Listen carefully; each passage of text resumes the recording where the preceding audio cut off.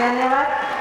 आमच्या संस्थेच्या सर्वच कर्मचाऱ्यांनी खूप चांगलं नियोजन करण्याचा प्रयत्न केलेला होता.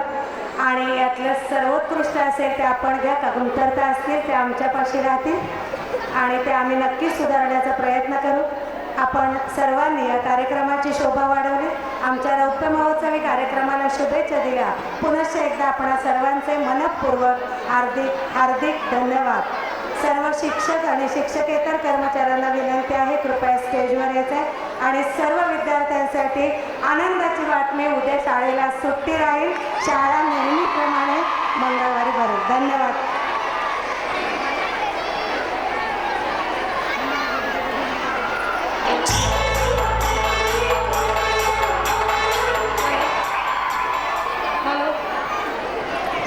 ज्या ज्या बालवाडीपासून चौथीपर्यंतच्या पालकांसाठी सूचना आहेत, ज्या विद्यार्थ्यांचे कॉस्ट्यूम जमा नाही आहेत, आवाज, ज्या विद्यार्थ्यांचे कॉस्ट्यूम जमा केले नाही आहेत ते शाळेमध्ये आणून जमा करायचे 3 वाजेनंतर.